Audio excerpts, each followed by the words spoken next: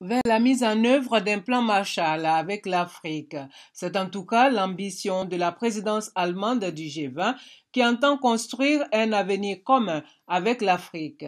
Il s'agit, à travers l'initiative Compact with Africa, de promouvoir les investissements privés et coordonner les initiatives du G20, celles des organisations internationales et des pays africains.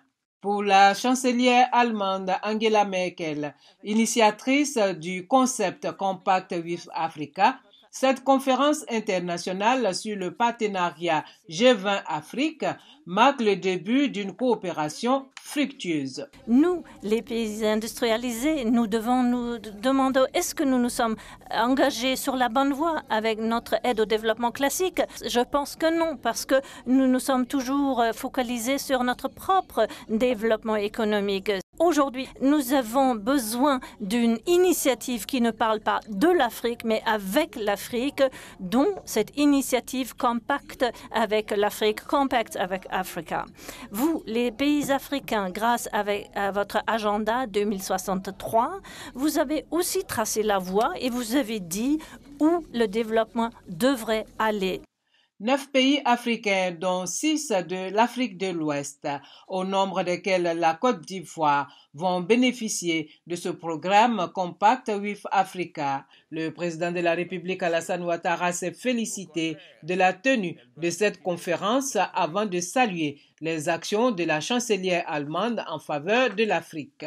J'adhère pleinement à cette approche innovante qui vise à améliorer les conditions cadres des investissements privés et à inciter les organisations internationales et régionales à conclure en coopération avec des pays africains intéressés et des partenaires bilatéraux des accords pour attirer les investissements privés. J'adhère aussi à l'objectif de mieux coordonner les initiatives du G20 avec celles des organisations internationales et des pays africains. Cependant, dans la mise en œuvre de cette initiative, il serait utile de veiller à ce que les conditionnalités croisées ne constituent pas un frein. Le Compact Africa devrait principalement couvrir les projets d'infrastructure, de transport et d'énergie dont l'Afrique a tant besoin.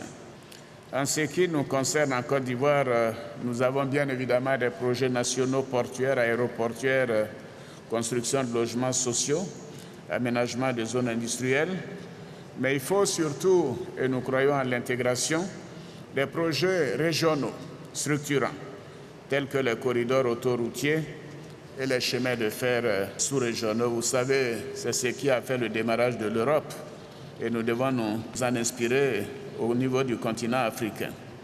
En effet, comme les pays émergents les plus performants l'ont fait, la Côte d'Ivoire, dans sa marche vers l'émergence, a placé au cœur de sa stratégie le secteur privé comme le moteur de la croissance économique. Afin que les objectifs visés par tous soient atteints, il importe donc de tenir compte des réalités et des spécificités de chaque pays dans l'allocation des ressources du Compact Africa vers le continent.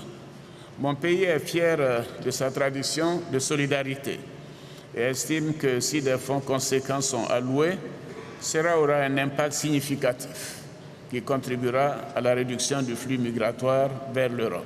Le G20, qui endosse ainsi cette initiative allemande, va désormais apporter son soutien à des accords d'investissement conclus entre les pays africains, les organisations internationales et ce groupe des 20 pays les plus industrialisés et émergents.